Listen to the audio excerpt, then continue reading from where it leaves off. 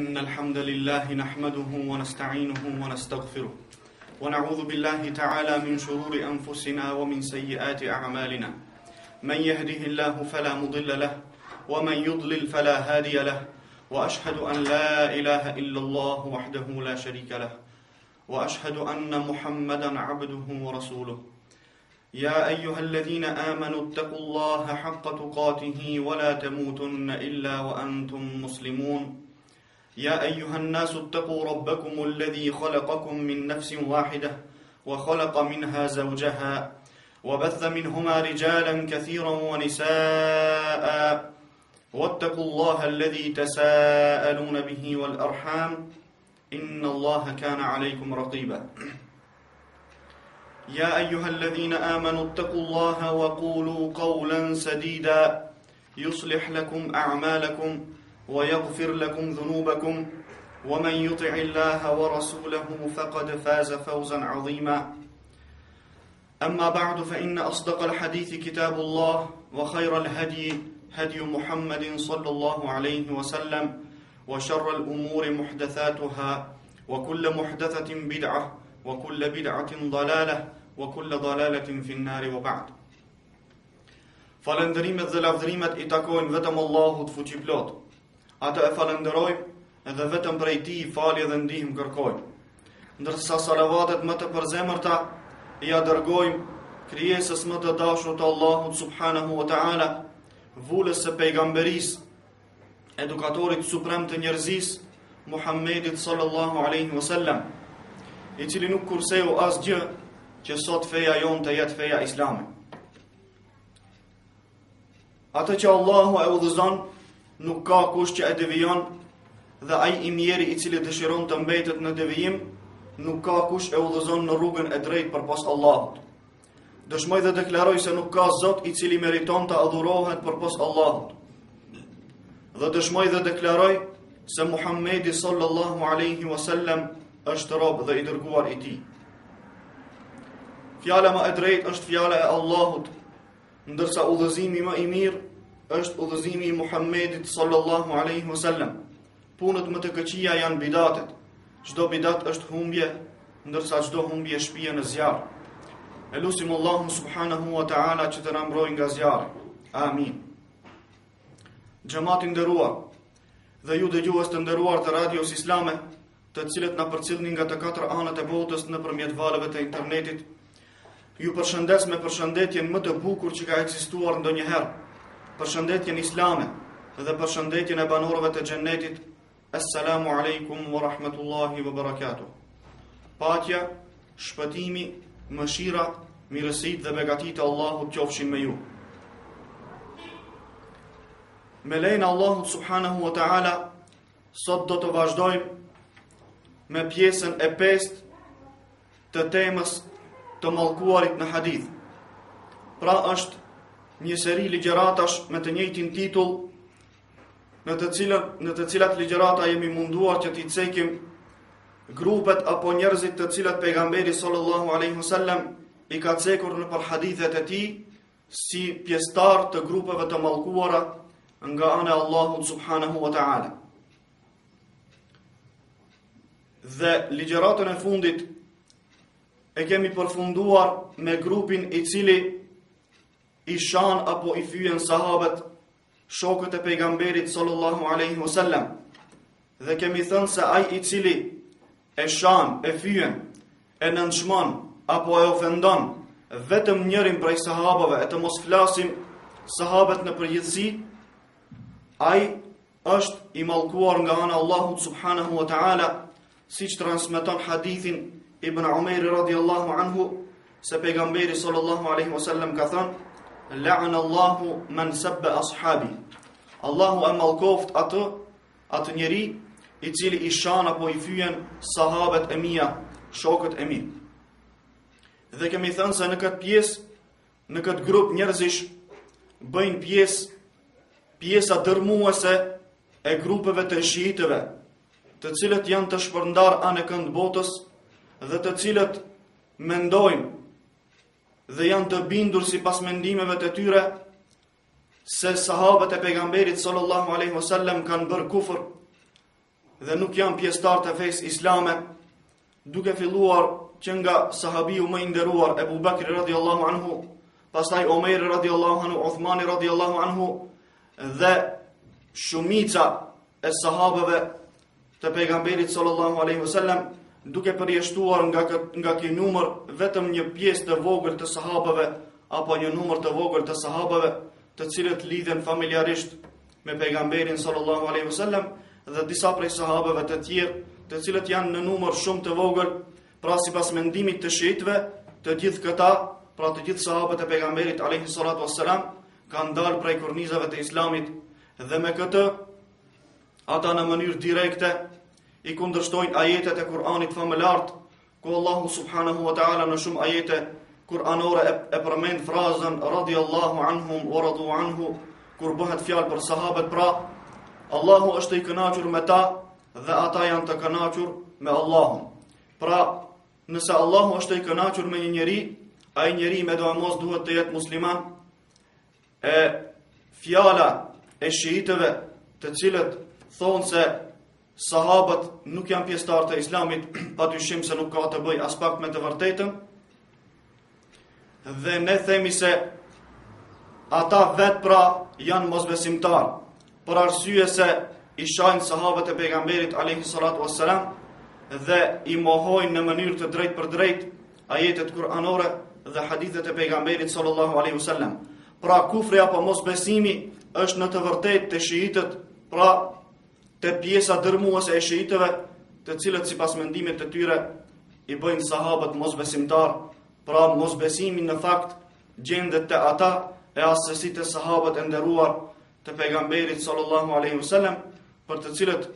pejgamberi alayhi salatu wassalam tha: "La'ana Allahu man sabba ashabi", Allahu e mallkoft atë i cili i shan apo i fyen sahabët e mi. Andaj mallkimi i Allahut subhanahu wa ta'ala qoftë mbi të gjithë ata të cilët i shajnë e i fyejnë sahabët e pejgamberit sallallahu alaihi wasallam deri në ditën e gjykimit. Grupi tjetër të cilin pejgamberi alayhi salatu wassalam e ka cekur si të mallkuar nga ana e Allahut subhanahu wa ta'ala, dhe gjithashtu edhe nga gjuha e pejgamberit sallallahu alaihi wasallam, është për atë njeri i cili kryen marrëdhënie intime me gruan e tij në prapanicën e saj apo në anusin e saj. Dhe në këtë kontekst transmeton Ebu Hurajra radhiyallahu anhu se pejgamberi sallallahu alaihi wasallam ka thënë: "Mal'unun man ata imra'atahu fi duburiha." I mallkuar është ai njeri i cili bën marrëdhënie me gruan e tij në prapanicën e saj. Dhe normalisht që ky veprim mund deri në një farmase të barazohet me homoseksualizmin,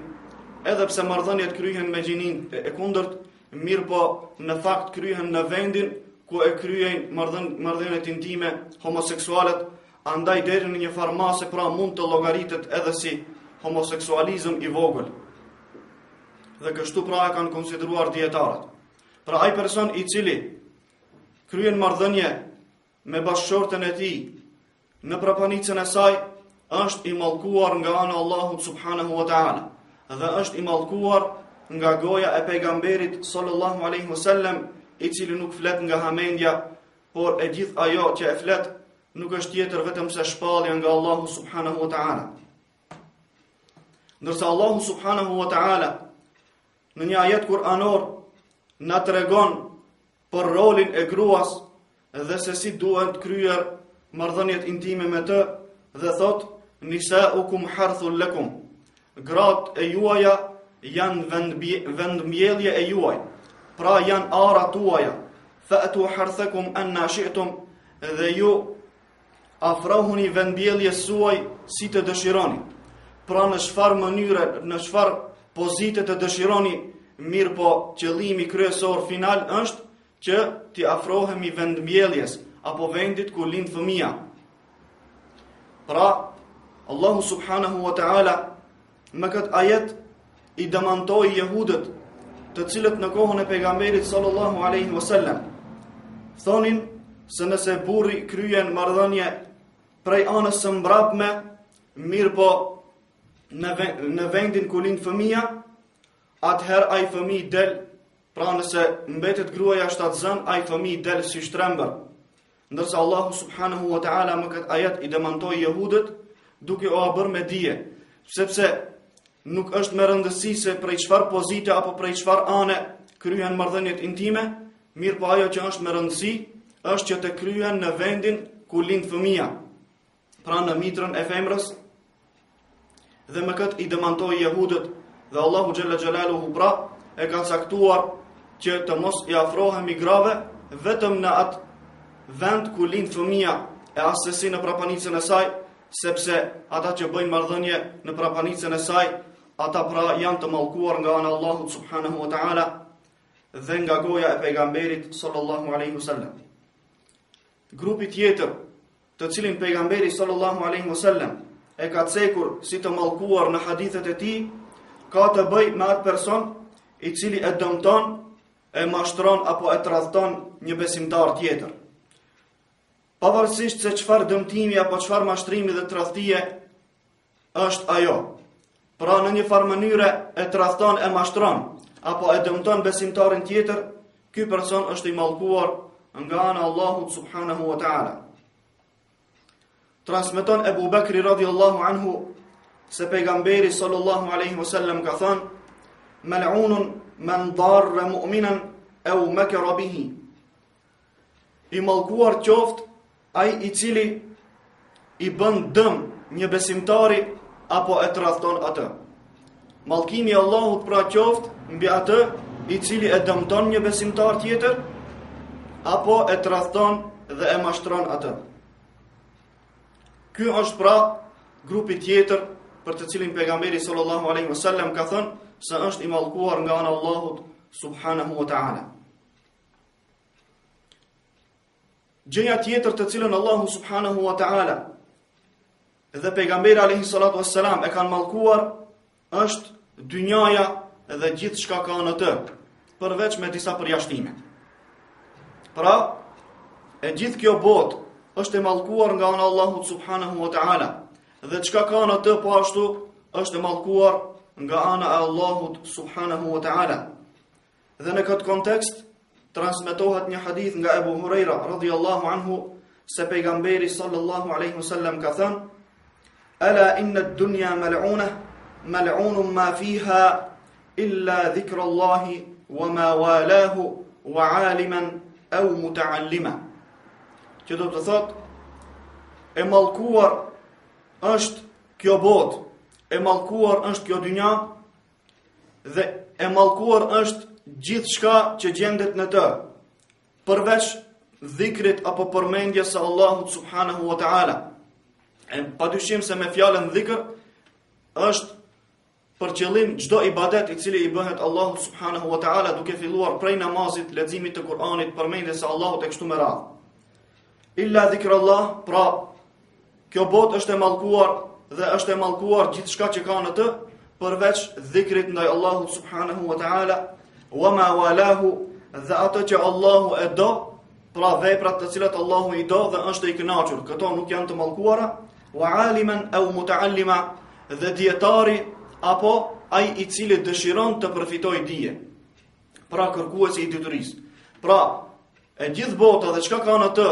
është e mallkuar nga Allahu subhanahu wa ta'ala, sepse të gjitha janë kalimtare dhe të gjitha janë dëfrime, argëtime apo gjëra të rrejshme, në krahasim pra me ahiretin i cili është i vend qëndrim i vërtet dhe i përhershëm dhe është jetë e vërtet dhe e përhershme pa mbarim. Pra, çdo gjë është e mallkuar në këtë botë dhe gjithçka që ka në të, pra vetë bota është e mallkuar dhe gjithçka që ka në të, përveç dhikrit të Allahut subhanahu wa ta'ala, gjërave apo veprave të cilat Allahu i dëshiron, i do dhe është i kënaqur me to, dhe dietari pra ky nuk është i mallkuar dhe kërkuesi i diturisë, ai i cili kërkon pra diturinë, nuk është i mallkuar. Prej grupeve të mallkuara nga ana e pejgamberit sallallahu alaihi wasallam dhe nga ana Allahu xhalla xhelaluhu gjithashtu është edhe ai grup i njerëzve të cilët janë monopolist në tregtinë e tyre. E sidomos kjo ka të bëjë me ushqimet të cilat janë elementare për jetën e njeriut. E kjo në gjuhën arabe quhet el-ihtikar, apo personi i cili merret me këtë punë quhet el-muhtakir. Pra ai i cili dëshiron që të bëj monopol në një tregti dhe të mbledh një artikull ushqimor dhe ta deponoj dhe me këtë ta keq përdor pastaj kur njerëzia do të kenë nevojë për atë ushqim, pra kur nuk do të gjendet te askush tjetër, ky atëherë do ta nxjerr nga depot e tij dhe do ta shes, do të bëj tregti me të, mirë po do t'i arrijë çmimin aq sa nuk duhet që të fitoj sa është e mundshme më tepër. Dhe ky person pra është i mallkuar nga ana Allahu subhanahu wa ta'ala. Transmeton Umar ibn Khattabi radhiyallahu anhu se pejgamberi sallallahu alaihi wasallam ka thënë: "El-jalibu marzuq wal muhtakiru mal'un."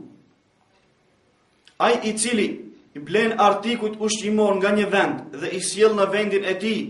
dhe i shet me çmim normal, pra bën tregti për t'u lehtësuar njerëzve, t'u sjell një artikull ushqimor nga larg dhe u sjell njerëzve në vendlindjen e tij dhe punon me atë dhe e shet me çmim normal, pra ky do të jetë pra i furnizuar nga ana Allahu subhanahu wa ta'ala. Wal muhtakiru mal'un, ndërsa ai i cili është monopolist dhe i mbledh apo i deponon artikujt ushqimor në për depo e pastaj pret që kur të vi koha që të ketë pra mungesë të këtij artikulli, ai pra e nxjerr nga depot të cilat i ka deponuar dhe e shet me çmim, domethënë marramendës, vetëm që të arrijë pra të pasuria sa më e madhe dhe atë në këtë mënyrë të padrejtë. Andaj ky person i cili është monopolist, pra është i mallkuar nga ana Allahu xhalla xhelaluhu dhe nga pejgamberi sallallahu alaihi wasallam.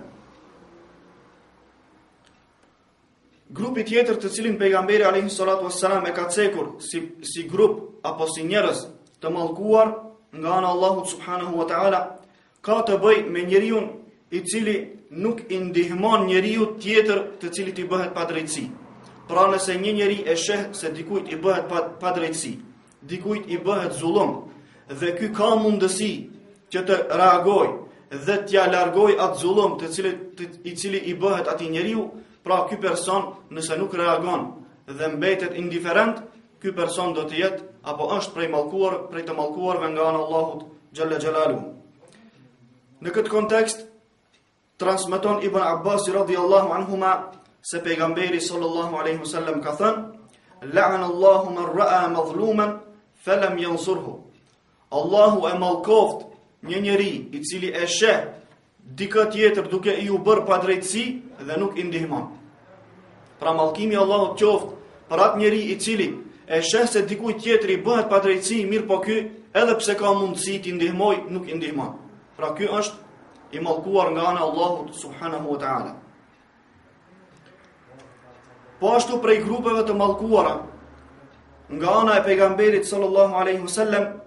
janë mohuesit e kaderit apo mohuesit e caktimit të Allahut subhanahu wa ta'ala, të cilët janë të njohura si sekte e cila me të padrejt i mvishet islamit e që në të vërtet nuk ka të bëj as pak në islamin, sepse ata e mohojnë kaderin, e cila është një prej shtyllave kryesore të islamit. Pra nëse një person nuk e beson kaderin, caktimin e Allahut subhanahu wa ta'ala, dhe thot se kjo ndodh pa diturin dhe pa caktimin e tij, dhe se çdo vepër buron nga vetvetja e njeriut, pra pa pasur ndikim dituria e Allahut subhanahu wa ta'ala dhe caktimi i Allahut xhalla xhelaluhu, padyshim se ky person nuk është prej pjesëtarëve të besimit islam, pra nuk është musliman, sepse e mohon një prej shtyllave kryesore të besimit, e ajo shtyllë kryesore është besimi në caktimin apo kaderin e Allahut subhanahu wa ta'ala. Dhe ky grup në gjuhën arabe janë e njohur pra si sekte e cila quhet el-qaderije apo mohuesit e kaderit. Transmeton Ibn Umayr radhiyallahu anhu se pejgamberi sallallahu alaihi wasallam i ka mallkuar mohuesit e kaderit. Këta njerëz thonë se Allahu xhalla xhelaluhu nuk i ka krijuar veprat e njeriu dhe nuk e di se çfarë njeriu do të veprojë, mirë po njeriu e bën këtë njeriu veprat e tij apo bën ç'të dëshiroj, dhe kjo bëhet pa dijen e Allahut subhanahu wa taala. Dhe padyshim kjo është një shkelje e një shtyllë të fuqishme të besimit islam, sepse Allahu subhanahu wa taala është i gjithdijshëm,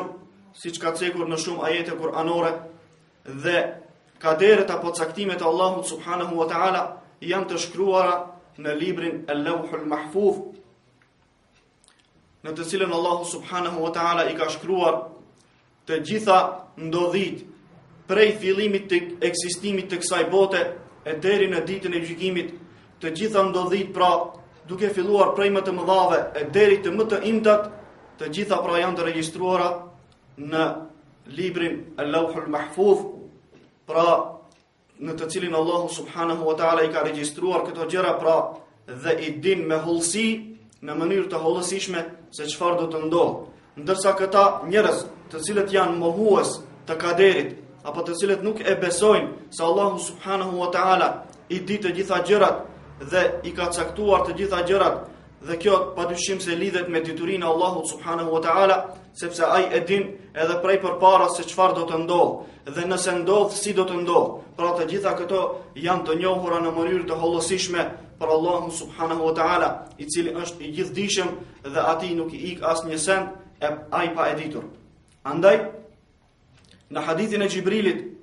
i cili është i njohur në literaturën islame si hadithi i Xhibrilit, pra kur Xhibrili alayhis salam në formën e një njeriu të bukur erdhi në kuvendin e pejgamberit alayhis salatu wassalam dhe ia parashtroi disa pyetje: çfarë është Islami, çfarë është imani, çfarë është ihsani, kur do të ndodhë gjykimi, cilat janë shenjat e saj e kështu me radhë. Njëra pra prej pyetjeve ishte me iman. Çka është imani? Pejgamberi alayhis salatu wassalam e definoi imanin, i dha përgjigjen kështu: qala an tu'mina billahi, ta besosh Allahun, wa malaikatihi, melekët e tij, wa kutubihi, librat e tij, wa rusulihi, të dërguarit e tij, wal yawmil akhir, ditën e fundit, pra ditën kur do të ndodhë kiameti, wa tu'mina bil qadari, dhe të besosh në kader, në caktimin e Allahut, khairihi wa sharrihi, pavarësisht se ai kader si është për neve, është i dëmshëm apo është i mirë. Po ashtu Allahu subhanahu wa taala në lidhje me kaderin, kur e ka krijuar gjën e parë, thot pejgamberi alayhi salatu wassalam: inna Allaha kataba maqadir al-khalaiq qabla an yakhluqa as-samawati wal-ardha bi 50,000 sana wa kana 'arshuhu 'ala al-ma. Në një hadith tjetër në lidhje me kaderin dhe në lidhje me atë se Allahu ai ka shkruar dhe ai din të gjitha gjërat që do të ndodhin, pejgamberi alayhi salatu wassalam ka thënë: Allahu i ka regjistruar kaderet apo caktimet e të gjitha krijesave para se të krijojë qiejt dhe tokën 50,000 vjet. 50,000 vjet para se Allahu ta krijojë qiellin, të krijojë qiejt dhe tokën, 50,000 vjet më parë i ka shkruar pra caktimet apo gjërat që të cilat do t'ju ndodhin të gjitha krijesave, jo vetëm njeriut, por të gjitha krijesave. Wa kana 'arshuhu 'ala al-ma, e në këtë kohë thot në fillim fare arshi i tij ka qenë mbi ujë. Po ashtu në një hadith tjetër pejgamberi alayhi salatu wassalam ka thënë: inna awwala ma khalaqa Allahu al-qalama fa qala lahu uktub. Gjëja e parë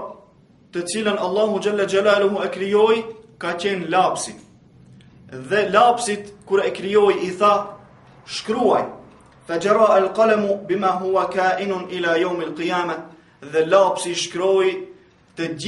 gjitha ato ndodhi të cilat do të ndodhin deri në ditën e gjykimit. Pra të gjitha këto ndodhi lapsi i shkroi pra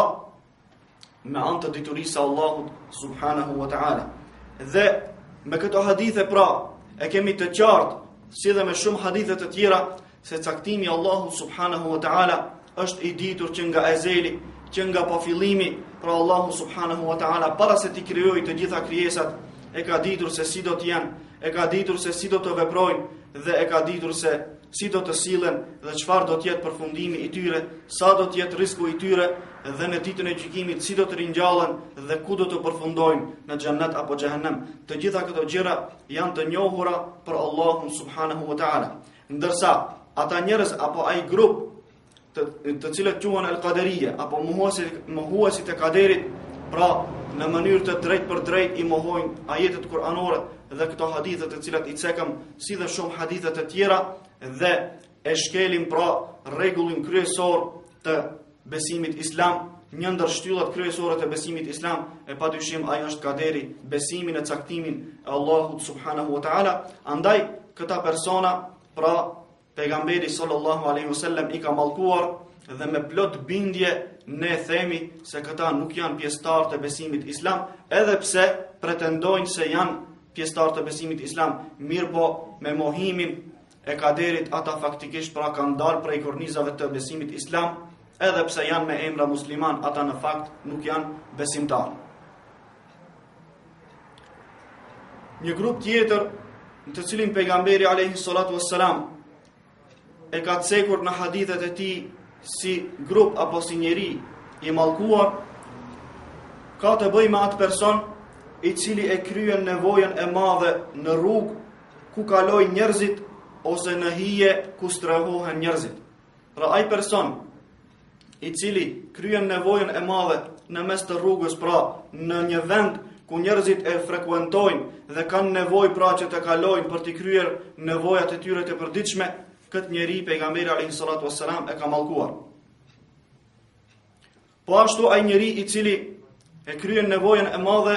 në vende ku njerëzit pushojnë, në vende ku njerëzit e gjejnë qetësinë dhe rehatin dhe e gjejnë vendstrahimin e tyre, e këtu pejgamberi alayhi salatu wassalam e ka cekur hijen pra si vendstrahim i njerëzve nga rrezet e nxehta të diellit dhe